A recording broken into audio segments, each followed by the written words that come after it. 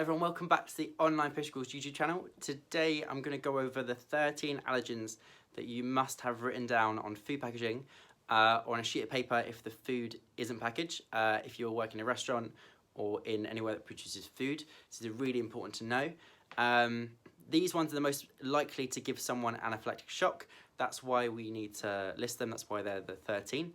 If you don't know what anaphylactic shock is or what to do if someone goes into it, then check out our video on anaphylaxia or anaphylaxis. So firstly, what's on the list? So we've got milk, lupin, I'll try to remember these, shellfish, gluten. Gluten's a debatable one, but you'll see why in a second. Wheat, eggs, fish, celery, nuts, peanuts. Yes, they are separate, nuts and peanuts. Sesame, soy, and sulphur dioxide. So first of all, let's go over shellfish. So shellfish are divided into two categories, and being allergic to one category doesn't necessarily mean you're allergic to the other category. And also fish allergies and shellfish allergies are completely separate, but obviously it's still possible for someone to have both allergies together. So firstly is crustaceans. So crustaceans are an animal with a hard shell on the outside and several pairs of legs. So they usually live in water, things like crabs, lobsters, shrimps. So that's the crustaceans. Then you have mollusks on the other side, which are things like clams, mussels, octopus, scallops, all that kind of stuff. Most of them have a shell, but not always. So make sure you check out a full list before writing your menus. Octopus is one that people don't realise that is actually a mollusk. Also, it's not just seafood. Snails also fall into category 2, so be careful with that one if you are doing anything with snails. That is shellfish. Next one is milk/dairy. So milk doesn't just mean milk. The allergen needs to be listed on any type of dairy product, so like cheese, yogurt, butter, cream that would be stated as contains milk, because it just includes any animal milk that obviously has lactose in it, which is the thing that normally causes the problems. But also there's other things in there too that can cause allergic reactions. So yeah, anything that contains animal milk needs to be listed on it as milk, whether it's butter, cheese, cream, anything like that. And yeah, the protein casein is normally the thing that causes reactions, as well as obviously lactose intolerance too. It doesn't change when it's made into other things like butter, milk, cheese, so you always put on label. It doesn't matter if you've heated it, if you've cooked it, it's always the same. So, I also get asked a lot about calcium lactate, cocoa butter, coconut milk and cream of tartar are things that I would get asked about. Do they contain dairy, because it's a bit misleading, but there's no animal milk in those 4 things, so don't worry about those when it comes to allergies. The next one is lupin. So I know what you're thinking, not that lupin for all the millennials listening. Lupin is not very well known, but it's basically a small yellow seed which is eaten as a snack in like South America, and South America region. It's the reason it's on the list is it kind of can be used by making flour, but it also can contaminate certain flours as well. So you can find it in flours, and also different kind of seed mixes, and breads too. Sometimes it's put in breads, so it just kind of pops up where you're not noticing it too much. So there's basically little seeds that are very, very allergenic. Number 4 is sulphur dioxide. So sulphur dioxide is number 4, but this is a fun one. Sulphur dioxide is found in anything that contains or contained alcohol. See, now I've got your attention. So, what I mean by contained is things like wine or vinegar, since sulphur dioxide is a byproduct of fermentation. So, you have to be careful, not just current alcohol, but anything that's had alcohol in the past. And it's also used to preserve dried fruits. So, be really, really careful with that. It's a super sneaky one that you need to look out for, and no one wants to get killed by a date. If you want to be killed by a date, then use Tinder. Number 5 is eggs. Egg allergies are usually hen's eggs, but also includes other species of birds too. And they're super tricky to keep track of because they're in loads of things, like stabilizers, thickeners, and emulsifiers, and they pop up everywhere. And it's just super vital that you check everything that you use for egg.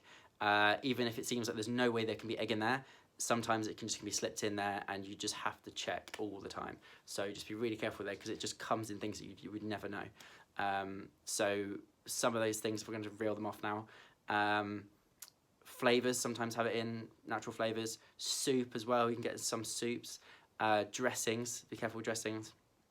Meatballs is one that doesn't seem to be, and burgers as well, you just don't think that it's in there, but it's used as a binding agent. Marshmallows as well is one that people don't realise. It's mostly egg white, so marshmallows. And yeah, that's it really for eggs, but you can find it in lots of different things, so just be really, really careful. Number 6 is soy. So soy beans are from the same family as peas and peanuts. But just like shellfish, it doesn't mean that if you are allergic to both. The good news is with soy is that it doesn't seem to cause any like a harsh allergic reaction as the other allergens. And to kind of start an allergic reaction, you need like 90 to 100 times the dose of other allergens. However, obviously, if you want to kill someone, don't use soy, but just be really careful, because it can still cause a reaction in customers. So it does pop up in quite a few places, though. Just to kind of name a few that are unexpected, Worcester sauce is one. Soy sauce, obviously. Mayonnaise, artificial flavours, just like the eggs. Stock cubes, lots of sweets as well. You find that in sweets. And then a lot of different types of Asian foods. Peanut butter, you can find it in ice cream. Miso also has it in as well. And tofu, obviously, is made from soybeans. So tofu is one that people don't realise, but actually it's full of soy. Okay, so the next one is gluten. So this is like the name that strikes fear into everyone's hearts. But surprisingly, there's no such thing as a gluten allergy. So the reactions aren't usually allergic reactions, but kind of a range of different gluten intolerant, different like sort of triggered conditions or intolerances. So they're just as dangerous as allergic reactions, so obviously it needs to be on the list, but it's more likely to be celiac disease, gluten sensitivity, or something we call dermatitis hypertiformis, or a wheat allergy. So those are the 4 things that it could be. And gluten allergy isn't really a thing. It's just one of those 4 that people kind of mistake for a gluten allergy. So let's just address the kind of true allergy on the list. So, and we'll cover the others in another video, but wheat contains gluten. So wheat is the allergen there, and what people normally mix up for gluten allergy. However, people with a wheat allergy will be able to have things like rye, barley, and oats, which have gluten in, but as long as they're not specifically wheat. So, a lot of the time people say, oh, I'm allergic to gluten, but if it's a wheat allergy, then they can have those things. And then if it's something else, then it'll be a gluten-induced condition rather than an allergy.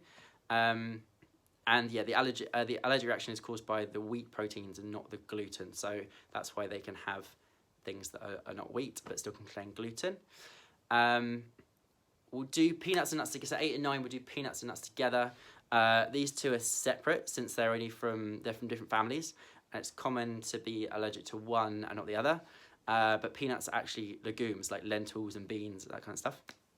So you can sometimes be allergic to nuts, but not peanuts, which is good news. But you can also have it where you're allergic to both. So just be really, really careful with that, and just make sure you're very specific. If someone says, "Oh, I'm allergic to Brazil nuts," don't just think, "Oh, well, they can have peanuts then."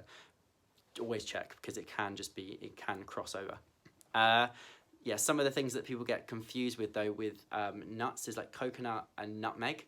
And despite with the nuts in it, they're not really related to any kind of nuts, so you don't need to worry about those 2. The main thing you need to worry about are things like nut essences. So most of them are kind of safe to use because they don't have any of the proteins that cause reactions. However, just always check the brand you're using, because they'll change from brand to brand, so just be really careful with that. And also things like alcohol, like Disaronno, though, is something that's always a concern, because it's obviously almond flavoured, but because not every alcohol is nut-free. However, with Disaronno specifically, which I've had a look at a few times, so I use a lot of that in the kitchen, it actually is apricot kernels, like the seeds in the middle of apricots, to make the almond flavour. So it is actually nut-free Disaronno. So but just check like other alcohols like Frangelico and all that kind of stuff might have real nuts in it, so just be really, really careful. Number 10 is what we're missing, sesame as well. So sesame seeds are a really common cause of cross-contamination because they're so tiny, they just get everywhere. So if you're going to keep them, just keep them in a sealed container, because if on the top shelf it gets knocked and it goes over everything, you know, you have to throw the thing away. So be really careful with that. And the kind of things that you can find sesame in, loads of biscuits and crackers, you know, just be careful with that when if you're buying your biscuits. Dressings, sauces, hummus and tahini as well. So hummus, people don't think that there's sesame in there, but sometimes they can add sesame seeds. Tahini is obviously a sesame paste, but because it doesn't say sesame on it, people will just pick it up and think, oh, it's fine, and not check the ingredients. So those two also are one that gets mixed up a lot. Yeah, so really, really careful with checking the labels with sesame seeds. And yeah, sealed containers, super, super careful. Coming back to the shellfish, but not quite. Fish is separate. So number 11 is fish, and it's different from shellfish allergies. So just because someone has a shellfish allergy doesn't mean they have a fish allergy, but also the other way around as well, like they can have both. So it comes under any finned fish, so anything with a fin. Fish allergens can kind of cause really, really extreme allergic reactions, and including anaphylaxis quite easily. So even tiny little trace amounts can cause super strong reactions. So, you know, more than half of people who are allergic to one type of fish are allergic to others. So never assume that if someone says, oh, I'm sorry, I can't have the salmon because I'm allergic, don't then say, oh, okay, it's fine, we can use anchovies in the dressing because it's just salmon they're allergic to. It can be, when it's fish, finned fish, it can cover the whole spectrum. So just be really, really careful. They're most probably allergic to those two. So just make sure you specify with them and really be clear about what they can and they can't have. Also, fish allergens can come in barbecue sauce as well, which is a really surprising one. Caesar dressing with anchovies, that's one that gets missed a lot. Really careful with that. Worcester sauce, again, yeah, that pops up a lot, Worcester sauce, so always check the ingredients on the back of there. And number 12, we're nearly there. Just trying to remember what is number 12. Peanuts is number 12. Oh no, sorry, we've already done peanuts. Celery would be number 12. So celery is like the second most dangerous allergen for causing anaphylactic shock. It's very, very, very, very dangerous. So cooking doesn't destroy it. The allergens from the stalk. So you've got the stalk, you've got the celeriac, which is the root, and also the seeds as well. So the highest allergen content comes from the seeds, which are absolutely tiny. So they're like sesame seeds. They need to be in sealed containers, so you don't spill them over anything, and they end up in someone's food, and that can cause a severe allergic reaction. And yeah, always check the spice mixes, because there's, you know, celery seeds and lots of different things. You can be celery salt, all that kind of stuff, and also loads of soups and sauces and stews always have a base of celery in there. So just be careful. It might not say it.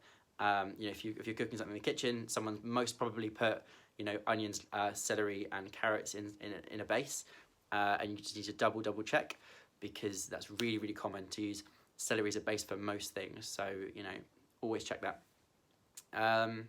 Finally, number 13. Got to try and think. Mustard. So mustard is the last one. This is like both the spreadable stuff and also the seeds, obviously. And the seeds are used in pickles and gherkins and all that kind of spice mixes. So people try and just avoid the spreadable stuff, but then you don't realise that, oh, actually the gherkins are pickled in things that have mustard seeds in. So that's you'd be super careful. It's just something that completely goes over your head. And then, you know, next thing you know, someone's in hospital. So just be really careful with that. You know, little seeds appear in a lot of places. You know, and even a small trace amount can cause huge reactions with mustard. And that's it. So that's all 13. I'm absolutely exhausted, but I'm sure exhausted too. But if you want to see more videos like this, be sure to subscribe, and I'll see you guys in the next video.